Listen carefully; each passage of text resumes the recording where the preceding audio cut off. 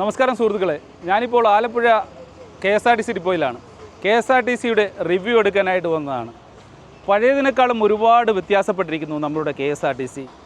ആനവണ്ടി ഇപ്പോൾ ആനയോളം വലിപ്പത്തിലെത്തി നിൽക്കുകയാണ്. വിദേശികൾ വരെ ഇപ്പോൾ KSRTCയിൽ യാത്ര ചെയ്യാൻ തുടങ്ങിയിരിക്കുന്നു എന്ന് പറയുമ്പോൾ അതിശയപ്പെടേണ്ടതില്ല. Which country? Russia.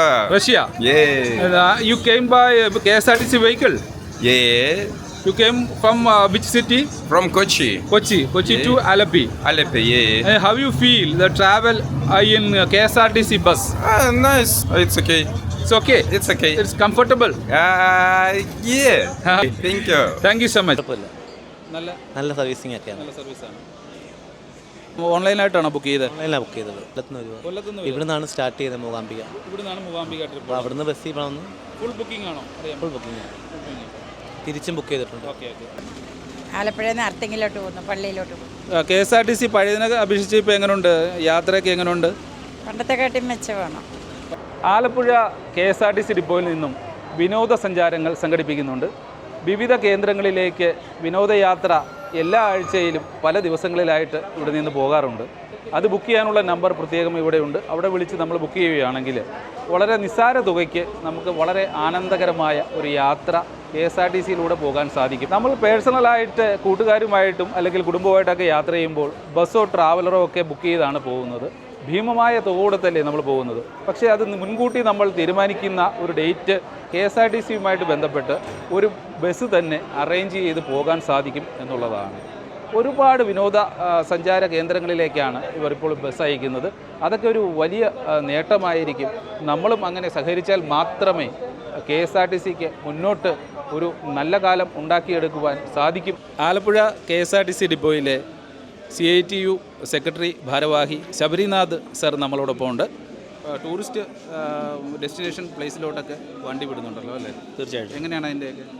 നമ്മൾ ഈ യാത്രക്കാർ ആവശ്യപ്പെടുന്നതനുസരിച്ച് ഇതൊരു പദ്ധതി തുടങ്ങി വെച്ചത് പോലെ നല്ല രീതിയിൽ ഇമ്പ്രൂവ്മെൻ്റ് ആയ ഒരു സംവിധാനമാണ് BTC എന്ന് പറയും, ബഡ്ജറ്റ് ടൂറിസം സെല്ല്. അതിൻ്റെ ഭാഗമായിട്ട് നമ്മൾ നിരവധി സ്ഥലങ്ങളിലേക്ക് മാമലക്കണ്ടം, മലക്കപ്പാറ, ഗവി ട്രിപ്പുകളൊക്കെ നല്ല രീതിയിൽ ചെയ്യുന്നുണ്ട്. അവിടെ നല്ല പങ്കാളിത്തമാണത്. പിന്നെ സ്ഥിരം യാത്രക്കാരുടെ റൂട്ടുകളിൽ യാത്രക്കാർ ആവശ്യപ്പെടുന്ന മുറയ്ക്ക് അവർ തന്നെ ഒരു ബസ് എടുത്ത് സർവീസായിട്ട് പോകുന്നുണ്ട്. അങ്ങനെ പാനിയേൽപൂരി അങ്ങനെ ചില സ്ഥലങ്ങളിലേക്കൊക്കെ, എറണാകുളത്തിൻ്റെ ഭാഗങ്ങളിലുള്ള സ്ഥലങ്ങളിലേക്കൊക്കെ ട്രിപ്പുകൾ അറേഞ്ച് ചെയ്യുന്നുണ്ട്. അപ്പോൾ അതിൻ്റെ ഭാഗമായിട്ട് നല്ല രീതിയിലുള്ള ജനങ്ങൾക്കിടയിൽ നല്ല രീതിയിൽ പങ്കാളിത്തം കൊണ്ട് ആ സംവിധാനം വേദിച്ചിരിക്കുകയാണ്. അത് കൂടുതൽ ബസ്സുകൾ ഇറക്കി നമ്മൾ വരുമാന മാർഗ്ഗമാക്കി മാറ്റുന്നുണ്ട്. അതിപ്പോൾ നല്ല രീതിയിൽ നടന്നു വരുന്നു. ഇനി മുന്നോട്ട് എന്തൊക്കെ പദ്ധതികളാണ് അല്ലെങ്കിൽ ലാഭകരമാക്കി കൊണ്ടുപോകാനും ജനങ്ങൾക്ക് ഉതകുന്ന രീതിയിൽ എന്തെല്ലാം പ്രവർത്തനങ്ങളാണ് നടത്താൻ ഉദ്ദേശിക്കുന്നത്? ജനങ്ങളാണ്, യാത്രക്കാരാണ് ഇതിൻ്റെ അടിസ്ഥാനം എന്ന് പറയുന്നത്, അടിത്തറ എന്ന് പറയുന്നത്. അപ്പം നമ്മൾ ജനങ്ങളുമായിട്ട് കൂടുതൽ, അത് യാത്രക്കാർക്ക് കൂടുതൽ മെച്ചപ്പെട്ട സംവിധാനങ്ങൾ, സർവീസുകൾ കൊടുത്താൽ മാത്രമേ ആ രീതിയിൽ മുന്നോട്ട് പോകാൻ പറ്റത്തുള്ളൂ. ഈ സ്ഥാപനം മെച്ചപ്പെടുത്താൻ ആവശ്യമായ ഒരുപാട് നിർദ്ദേശങ്ങൾ തൊഴിലാളികളുടെ ഭാഗത്തു നിന്നും തൊഴിലാളികൾ മാനേജ്മെൻറ്റ് അങ്ങനെ സർക്കാരുമായി ചേർന്നുകൊണ്ട് തന്നെ പദ്ധതികൾ ആവിഷ്കരിക്കുന്നുണ്ട്. അതിൻ്റെ ഭാഗമായിട്ട് സർവീസുകൾ കൂടുതൽ മെച്ചപ്പെട്ട രീതിയിൽ ചെയ്യുന്നതുകൊണ്ട് ലാഭകരമായ രീതിയിൽ, അതായത് നമ്മൾ ഒരുപാട് കടത്തിൽ നിന്നൊരു സ്ഥാപനമാണെന്ന് അറിയാമല്ലോ. ഇപ്പോൾ കുറേയധികം മാറ്റം കൊണ്ടുവന്നുകൊണ്ട് പ്രതിദിന വരുമാനം മെച്ചപ്പെടുത്തുവാനും മാസവരുമാനം കൂട്ടുവാനും കഴിഞ്ഞിട്ടുണ്ട്. അപ്പോൾ നമ്മുടെ കടം കുറച്ച് കൊണ്ടുവരുന്നതുകൊണ്ട് അതിനോടൊപ്പം തന്നെ സാമ്പത്തിക നില മെച്ചപ്പെടുന്നതനുസരിച്ച് സർവീസുകൾ കൂടുതൽ ആദായകരമായ രീതിയിൽ ഈ നമ്മുടെ ഗ്രാമീണ മേഖലയിലേക്കാണെങ്കിലും തീരദേശ മേഖലയിലേക്കാണെങ്കിലും സർവീസുകൾ കൂടുതൽ വിടാനുള്ള ശ്രമം ഉണ്ടാകുന്നത്. അപ്പോൾ അതിൻ്റെ ഭാഗമായിട്ട് ഈ പുതിയ ബസ്സുകൾ, അതായത് പഴക്കം ചെന്ന 15 വർഷത്തിലധികം പഴക്കമുള്ള ബസ്സുകളൊക്കെ ഉണ്ട്. ഈ ബസ്സുകളൊക്കെ മാറ്റി പുതിയ ബസ്സുകൾ റൂട്ടുകളിലേക്ക് വിട്ടുകൊണ്ട് കൂടുതൽ ആൾക്കാരെ, അതായത് നമ്മളിപ്പോൾ തന്നെ രാവിലെ, ഇപ്പോൾ തിങ്കളാഴ്ച രാവിലെ നല്ല തിരക്കുള്ള ദിവസമാണ്. ആ ദിവസങ്ങളിലൊക്കെ നമ്മൾ സർവീസ് മെച്ചപ്പെടുത്തി ഇപ്പോൾ ആലപ്പുഴ ഡിപ്പോയിൽ തന്നെ നേരത്തെ ഉണ്ടായിരുന്ന 7.5 കോടിയിൽ നിന്ന് ഇപ്പോൾ 9 കോടിക്ക് മുകളിലേക്ക് വരുമാനം മാറ്റി. അതുപോലെ പ്രതിമാസ വരുമാനം കൂടുതലായി മാറ്റിക്കൊണ്ടിരിക്കുകയാണ്. അപ്പോൾ അങ്ങനെ നമ്മൾ ഒട്ടനവധി രീതിയിൽ ഡിപ്പോയിൽ തന്നെ ഓരോ ഡിപ്പോകളെയും ലാഭ കേന്ദ്രങ്ങളാക്കി മാറ്റാനുള്ള ശ്രമം സർക്കാരിൻ്റെ ഭാഗത്തു നിന്നും മാനേജിൻ്റെ ഭാഗത്തു നിന്നും ഉണ്ടായി. അത് നമ്മൾ കൃത്യമായി തൊഴിലാളികളിലേക്ക് എത്തിച്ച് തൊഴിലാളികളുടെ ഭാഗത്തുനിന്നുള്ള സഹകരണം കൊണ്ട് മാത്രമാണ് ഈ രീതിയിൽ മുന്നോട്ട് പോയത്. അപ്പം നമ്മൾ നമ്മുടെ ഒരു 5-8 വർഷം മുമ്പുള്ള വരുമാനം നോക്കിയാൽ മതി. നമ്മുടെ 150 കോടിയിൽ നിന്ന് ഇപ്പോൾ നിൽക്കുന്നത് 250 കോടിക്ക് അടുത്താണ്. അതായത് KSRTCയുടെ ടിക്കറ്റ് വരുമാനവും ടിക്കറ്റേതര വരുമാനം, അത് പ്രധാനപ്പെട്ട പോയിൻ്റാണ്. ടിക്കറ്റേതര വരുമാനം അതെന്ന് വെച്ചാൽ ടിക്കറ്റേതര വരുമാനം നമ്മുടെ ഓയിൽ പമ്പുകൾ, നമ്മൾ KSRTCയുടെ ഈ സർക്കാരിൻ്റെ വലിയൊരു പദ്ധതിയുടെ ഭാഗമായിട്ടായിരുന്നു KSRTC ഇന്ത്യൻ ഓയിൽ കോർപ്പറേഷനായിട്ട് ചേർന്നുകൊണ്ട് KSRTCയുടെ ഡിപ്പോകൾ, ഏകദേശം കണ്ണായ ഡിപ്പോകളിലെല്ലാം ഒരു ഡീസൽ പമ്പുകൾ ആരംഭിക്കുക എന്നുള്ളത്. അതിൻ്റെ ഭാഗമായിട്ട് 21 ഡിപ്പോകളിൽ പമ്പുകളായി. ഇനി ബാക്കിയുള്ള പല ഡിപ്പോകളിലേക്കും അതിൻ്റെ ഭാഗമായിട്ട് മാറ്റാനുള്ള ശ്രമം ഉണ്ടാകുന്നുണ്ട്. അത് KSRTC നല്ല ലാഭം ഉണ്ടാക്കി കൊടുക്കുന്നൊരു പരിപാടിയാണ്. അതോടൊപ്പം തന്നെ നമ്മളിനി കൊറിയർ സർവീസുകൾ, ഇപ്പോൾ കൊറിയർ സർവീസ് നേരത്തെ പറഞ്ഞില്ലേ, ആ കൊറിയർ സർവീസിൻ്റെ ഭാഗമായിട്ട് നമ്മൾ ഡിപ്പോകളിലേക്ക്, കാരണം നേരത്തെ ഈ കൊറിയർ സർവീസ് നമ്മൾ പുറം കരാർ അടിസ്ഥാനത്തിൽ കൊടുക്കുകയായിരുന്നു ഏതെങ്കിലും ഒരു ഏജൻസിക്ക്. ഇപ്പോൾ അത് മറ്റ് KSRTC ഡയറക്റ്റ് ഏറ്റെടുത്തിട്ട് ഈ കൊറിയർ സർവീസ് വഴി ഡിപ്പോകളിലേക്ക് പല വിങ്ങിൽ നിന്നും എത്തുന്നുണ്ട് സാധനങ്ങൾ. ആ സാധനങ്ങൾ കൂടുതൽ വിപുലീകരിച്ച രീതിയിലേക്ക് മാറ്റുവാൻ കഴിയണം. അതായത് ഇപ്പോൾ നമ്മൾ ഡിപ്പോകളിലെത്തുന്ന സാധനം, ഈ ഡിപ്പോകളിലത്തെ സാധനം അതിൻ്റെ ആൾക്കാർ അല്ലെങ്കിൽ കസ്റ്റമേഴ്സ് അവരൊന്ന് ഇവിടെ നിന്ന് കളക്ട് ചെയ്യാണ് ചെയ്യുന്നത്. ആ രീതി കുറച്ചുകൂടെ പ്രായോഗികമാക്കി മാറ്റി അവരെ വീടുകളിൽ എത്തിക്കുന്ന രീതിയിലേക്ക് മാറ്റുവാണെങ്കിൽ കൂടുതൽ അത് പ്രയോജനകരമാകും. കാരണം ഇപ്പോൾ നമ്മൾ ഇടയ്ക്ക് ഇത്രയും വർഷങ്ങൾക്കിടയിൽ ഈ ഒരു 1-2 വർഷമായുള്ളൂ ഈ രീതിയിലൊക്കെ മാറിയിട്ട്. അപ്പോൾ അതൊക്കെ പഴയ കാലത്ത് വർഷങ്ങളായിട്ട് ഈ കൊറിയറുകൾ ഏറ്റെടുക്കും, പുറം കരാർ ഏജൻസികൾ ഏറ്റെടുക്കും. പക്ഷേ എന്നാൽ അത് കൃത്യമായി ഫലപ്രദമായി നടത്താൻ പറ്റാതെ ഇടയ്ക്ക് വെച്ച് പാതി വഴിയിൽ വെച്ച് നിന്നു പോകുമായിരുന്നുണ്ടായിരുന്നു. അപ്പോൾ അതിൽ നിന്ന് മാറ്റം കൊണ്ടുവരാൻ നമുക്ക് കഴിഞ്ഞിട്ടുണ്ട്. നമ്മൾ ഈ സ്ഥാപനത്തിൽ ജോലി ചെയ്യുന്നത് നമ്മുടെ സ്ഥാപനത്തിൻ്റെ വളർച്ചയ്ക്ക് ഗുണകരമായ രീതിയിൽ ഓരോ തൊഴിലാളികളും ശ്രമിക്കുന്നുണ്ട്, ഇല്ലെന്നല്ല. പക്ഷേ നമ്മുടെ അടിസ്ഥാന സൗകര്യങ്ങൾ കുറച്ചുകൂടി മെച്ചപ്പെടേണ്ട ആവശ്യമുണ്ട്. കാരണം ഈ പഴക്കം ചെന്ന ബസ്സുകൾ ഈ KSRTC സാമ്പത്തിക അവസ്ഥയ്ക്കനുസരിച്ച് മാറ്റുന്നുണ്ടെങ്കിൽ പോലും കൂടുതൽ രീതിയിൽ പുതിയ ബസ്സുകൾ ആവശ്യമായി വരും. ആ ബസ്സുകൾ KSRTCയുടെ സാമ്പത്തിക പ്രതിസന്ധിക്കിടയിലും സർക്കാർ സഹായം ഉണ്ടെങ്കിൽ പോലും ബസ്സുകൾ കൂടുതലിറക്കി കൂടുതൽ പ്രയോജനകരമായ രീതിയിലേക്ക് മാറ്റണം. പഴയതിനെ അപേക്ഷിച്ച് ഇപ്പം ബസ്സുകളൊക്കെ വഴി കിടക്കുന്നത് കുറവാണല്ലോ. ഇപ്പോൾ പണ്ടൊക്കെ നോക്കുവാണെങ്കിൽ വഴിയിലൊക്കെ ആളുകൾ പാസഞ്ചർ വേറെ ബസ്സിലൊക്കെ കയറ്റി വിടുന്ന ഒരു സിറ്റുവേഷൻ ഉണ്ടായിട്ടുണ്ട്. ഇപ്പോൾ അതങ്ങനെ വളരെ കുറവാണ്, അങ്ങനെ കാണുന്നില്ല. BD റേഷ്യോ പഴയതിനേക്കാൾ ഉപരിയായിട്ട്, അതായത് നമ്മൾ പണ്ടൊക്കെ ഒരു ബസ് വഴി കിടന്നാൽ നന്നാക്കാൻ എടുക്കുന്ന സമയത്തെ അപേക്ഷിച്ച് നമ്മുടെ സ്പെയർ പാർട്സുകൾ പരിമിതമായ സാഹചര്യത്തിൽ നിന്നുകൊണ്ട് തന്നെ തൊഴിലാളികൾ, മെക്കാനിക് വിഭാഗം ജീവനക്കാരാണെങ്കിലും കൃത്യമായി ഇടപെട്ടുകൊണ്ട് തന്നെ, അതായത് ബസ്സിൻ്റെ BD റേഷ്യോ എന്ന് പറയും, ബ്രേക്ക് ഡൗൺ റേഷ്യോ, അത് കുറച്ച് കൊണ്ടുവന്നുകൊണ്ട് അതുകൊണ്ട് ഇപ്പോൾ ഒരു ബസ് കംപ്ലൈൻ്റ് ആയി തൊട്ടുപുറകെ അടുത്ത ബസ് അല്ലെങ്കിൽ എന്തെങ്കിലും ഒരു സാഹചര്യത്തിൽ ഉണ്ടായ പോലും തൊട്ടുപുറകെ ബസ് ഉണ്ടായിരിക്കും. ആ രീതിയിലേക്ക് സർവീസ് ക്രമീകരണം ഉണ്ടായിട്ടുണ്ട്. അതായത് ഒരു റൂട്ടിലേക്ക് കോൺവേ അടിസ്ഥാനത്തിൽ പോകുന്നതിന് പകരം കൃത്യമായി സമയം ക്ലിപ്തത, അതായത് ഒരു ബസ്സിൻ്റെ തൊട്ടുപുറകെ പോകാതെ കൃത്യമായ ഗ്യാപ്പ് അനുസരിച്ച് മാത്രമേ സർവീസ് വിടുന്നുള്ളൂ. അതുകൊണ്ട് കളക്ഷനും വ്യത്യാസമുണ്ട്, ഈ ജനങ്ങൾക്കും അതുകൊണ്ട് ഗുണമുണ്ട്. കാരണം ഒരു സ്റ്റോപ്പിൽ നിൽക്കുമ്പോഴത്തേക്ക് ഒരു ബസ് പോയിട്ട് അടുത്ത ബസ് പോകാൻ കിട്ടാനായിട്ടുള്ള താമസം ഉണ്ടല്ലോ, ആ താമസം ലഘൂകരിച്ചുകൊണ്ട്, കാരണം കൃത്യമായ അനുപാതത്തിൽ ബസ്സുകൾ കൈകാര്യം ചെയ്യുന്നതുകൊണ്ട് അതിൻ്റെ കളക്ഷൻ ഉണ്ടാകുന്നുണ്ട്, നല്ല വ്യത്യാസമുണ്ട്. ജനങ്ങളും വളരെയധികം ഇവരോട് സപ്പോർട്ട് ചെയ്യണം. കാരണം KSRTC അങ്ങനെ മാറിക്കൊണ്ടിരിക്കുന്ന ഈ ഒരു അവസ്ഥയിൽ ജനങ്ങളുടെ സപ്പോർട്ടാണ് വളരെ ആവശ്യം, അല്ലേ? തീർച്ചയായിട്ടും പൊതുഗതാഗതത്തിൻ്റെ ഏറ്റവും വലിയ കണ്ണും സ്വത്തുമെല്ലാം യാത്രക്കാരാണ്. അപ്പോൾ യാത്രക്കാർ പരമാവധി ഇരുചക്ര വാഹനങ്ങളൊക്കെ ഈ കൂടുതലായി ഇറങ്ങുന്ന ഒരു സമയമുണ്ട്. എന്നാൽ നമ്മുടെ സർവീസുകൾ കൃത്യമായി പോകുന്നൊരു അവസ്ഥയിൽ അവരുടെ സ്വകാര്യ വാഹനങ്ങൾ പരമാവധി ഒഴിവാക്കി നമ്മുടെ പൊതുഗതാഗതത്തെ പ്രോത്സാഹിപ്പിക്കുക. അത് പൊതുഗതാഗതം ഏറ്റവും ആവശ്യമായ കാലഘട്ടം കൂടിയാണ്. കാരണം നമ്മൾ ഈ പല അപകടങ്ങളും കുറയ്ക്കാൻ ഇതുകൂടെ പറ്റും. കാരണം ഇരുചക്ര വാഹനങ്ങളും സ്വകാര്യ വാഹനങ്ങളുടെ കൂടുതലുള്ള ഈ പോക്ക് നമ്മുടെ അപകടങ്ങൾ കൂടുതലാൻ കാരണമായിട്ടുണ്ട്. അപ്പം നമ്മൾ ആ രീതിയിലേക്ക് യാത്രക്കാരുമെല്ലാം മനസ്സ് വെക്കണം കുറേ. കാരണം നമ്മുടെ സർവീസുകൾ കൃത്യമായി പോകുമ്പോഴത്തേക്ക് കൃത്യമായ സമയത്ത് ഇപ്പം എന്ന് പറഞ്ഞാൽ നമ്മുടെ ഒരു ജോലി സ്ഥലത്ത് എത്താനായിട്ട് ഏറ്റവും സമയമുള്ള ആവശ്യം, ആ സമയനിഷ്ഠ കൃത്യമായി കൈകാര്യം ചെയ്യാൻ ഇപ്പോൾ നമുക്ക് കഴിയുന്നുണ്ട്.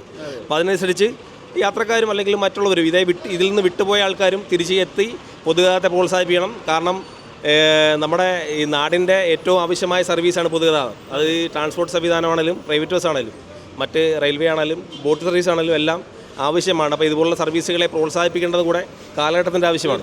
അതെ. ഏതായാലും കാര്യങ്ങളൊക്കെ ഭംഗിയായി വിശദീകരിച്ച് തന്ന ശബരിനാഥ് സാറിന് വളരെ നന്ദി. Thank you so much. John Paul. അതെ. എങ്ങനെയുണ്ട് KSRTC? നല്ല ഞാനിപ്പോൾ തിരുവിഴയിലേക്ക് ഓട്ടോക്കാസിലെ ജോലിയാണ്, അങ്ങോട്ട് എങ്ങനെയുണ്ട് KSRTC? നല്ല സർവീസ്, നല്ല സർവീസ്. ഓക്കെ. സീറ്റുകളാണെങ്കിലും എല്ലാം അവൈലബിൾ ആണ്, എല്ലാം ക്വാളിറ്റിയാണ്, നല്ല രീതിയിൽ വൃത്തിയില്ല, പിന്നെ യാത്ര സൗകര്യമാണ്, നല്ല കൊള്ളാം. ഓക്കെ. നമ്മളെല്ലാവരും ആഴ്ചയിലൊരിക്കലെങ്കിലും KSRTC ബസ്സിൽ യാത്ര ചെയ്യണം എന്നുള്ളതാണ്. ആഴ്ചയിലൊരിക്കൽ നമ്മൾ നമ്മുടെ പേഴ്സണൽ വെഹിക്കിൾ, കാറും ബൈക്കും ഒക്കെ ഉപേക്ഷിച്ച് KSRTC ബസ്സിൽ യാത്ര ചെയ്യുകയാണെങ്കിൽ KSRTCക്ക് വരുമാനം കൂടുമെന്നുള്ളതാണ്. പൊതുഗതാഗതമായ KSRTC ഉപയോഗിക്കുന്നതിലൂടെ നമുക്ക് 3 ഗുണം.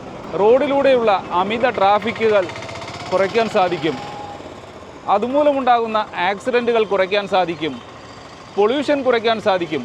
കൂടാതെ നമുക്ക് പോക്കറ്റും കാലിയാകത്തില്ല. പഴയതിനേക്കാളും വളരെ മെച്ചമായ യാത്രാ സൗകര്യങ്ങളാണ് KSRTC നമുക്കായിട്ട് തരുന്നത്. നല്ല ക്വാളിറ്റിയിലുള്ള സീറ്റും എല്ലാവർക്കും ഇരുന്ന് പോകാനുള്ള ക്രമീകരണങ്ങളുമാണ് KSRTC ഉറപ്പു നൽകുന്നത്. മുൻപത്തെ അപേക്ഷിച്ച് തിരക്കുകൾ ഒഴിവാക്കിക്കൊണ്ട് സമയ ക്രമീകരണമാണ് ഇവർ നടത്തിയിരിക്കുന്നത്. സമയത്തിനനുസരിച്ച് ബസ് ഉള്ളപ്പോൾ കൊണ്ട് തന്നെ എല്ലാവർക്കും ഇരുന്ന് യാത്ര ചെയ്യാം.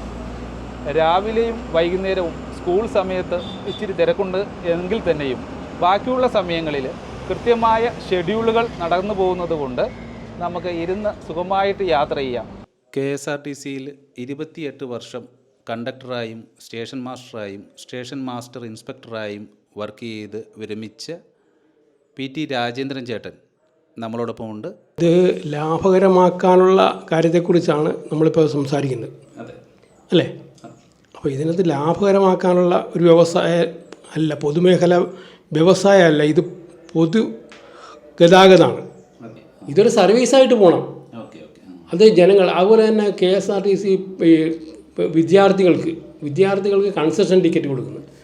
കുറഞ്ഞ ചിലവിൽ യാത്ര ചെയ്ത് വിദ്യാർത്ഥികൾക്ക് സ്കൂളുകളിൽ പോകാനും ഒരു നിശ്ചിത പൈസ കൊടുത്ത് പോകാനും ഒരു കൺസെഷൻ കാർഡ് 3 മാസത്തേക്ക് വെറും 10-30 രൂപ കൊടുത്ത് 3 മാസത്തേക്ക് സർവീസ് ഒരു യാത്ര ചെയ്യാനുള്ള സർക്കാർ കൊടുത്ത ആനുകൂല്യങ്ങളാണ്. ഇവിടെ അത് കൂടാണ്ട് ഇപ്പം നമ്മുടെ MLA-മാരും MP-മാരും അതുപോലെയുള്ള മറ്റുള്ള ആൾക്കാരും ഒക്കെ ഈ പാസിന് പോകുന്നുണ്ട്. അവർക്കും ഈ സാധാരണക്കാരനും യാത്ര ചെയ്യണ്ടേ? അപ്പോൾ സാധാരണക്കാരന് യാത്ര ചെയ്യാനുള്ള ഒരു സർവീസ് മേഖലയാണ് KSRTC എന്ന് പറയുന്നത്. കാശ് ഉള്ളവർക്ക് ഇപ്പോൾ ഇന്ന് കാറ് ഒക്കെ ഉള്ള ആൾക്കാർ ധാരാളമുണ്ട്. അതായത് കൂലിപ്പണിയും അതുപോലെ തന്നെ നിത്യച്ചെലവിന് വേണ്ടി ഹോട്ടലുകളിലും മറ്റ് ഇതര സ്ഥാപനങ്ങളിലൊക്കെ ജോലി ചെയ്യുന്നവർ, വാഹനങ്ങളില്ലാത്തവർ ഇതിനകത്ത് കയറിയാണ് യാത്ര ചെയ്യുന്നത്. ഈ യാത്ര ചെയ്യുമ്പോൾ അവർക്ക് സാമ്പത്തികം, അവർക്ക് ഇതല്ലാതെ പ്രൈവറ്റ് വേറെ ഏതെങ്കിലും മേഖലയിൽ പോയി യാത്ര ചെയ്യുമ്പോൾ അവർക്ക് തൊഴിൽ ചെയ്യുന്ന പൈസ അവരുടെ വീട്ടിലോ കുടുംബങ്ങൾക്കോ പോറ്റാൻ പറ്റാത്തൊരവസ്ഥയിൽ വരും. ആ അവസ്ഥ വരാതിരിക്കാൻ വേണ്ടിയാണ് നമ്മൾ ഇന്ന് ശ്രമിക്കേണ്ടത്. KSRTC എന്ന് പറയുന്നത് ഇന്ന് ഈ സർവീസ് മേഖല ആണ് ഏറ്റവും വിപുലമായി പെടുത്തേണ്ടത്. അജിത്ത്, ചേർത്തല ഡിപ്പോയിലെ ഡ്രൈവറാണ്. ഈ KSRTC മുമ്പ് ഈ സമര പരിപാടികൾ നടക്കുമ്പോൾ കല്ലെറിയുന്നതും നമ്മുടെ വീടിന് സ്വന്തമായ മുതലാണെന്നും അത് നശിപ്പിക്കുന്നത് തെറ്റാണെന്നുള്ളത് ബോധം എല്ലാവർക്കും ഉണ്ടാകണം. ഇപ്പോഴത്തെ തലമുറകൾ അങ്ങനെ ഒരു പ്രവണത കാണാറില്ല. നമ്മളുടെ മുതലാണ് ഈ സാധനം, നമ്മുടെ മുതലാണെന്നുള്ളത് കാത്തു സൂക്ഷിക്കേണ്ടത് നമ്മുടെ കടമയും. KSRTCയുടെ പുതിയ പദ്ധതികളോടൊപ്പം നമ്മൾക്ക് തോളോട് തോൾ ചേർന്ന് സഹകരിക്കാം. അവർക്ക് എല്ലാവിധ ആശംസകളും. കൂടാതെ സമരമോ ഹർത്താലോ ഒക്കെ വരുമ്പോഴത്തേക്കിന് പൊതുമുതൽ നശിപ്പിക്കാതിരിക്കുക. ഇത് നമ്മളുടെയും സ്വത്താണ്. അതുകൊണ്ട് നമ്മളതിനെ സംരക്ഷിക്കുക. പുതിയ വിശേഷങ്ങളുമായി അടുത്ത വീഡിയോയിൽ കാണുന്നതുവരെ this is Praveen Sreethankam. Take care. Bye by.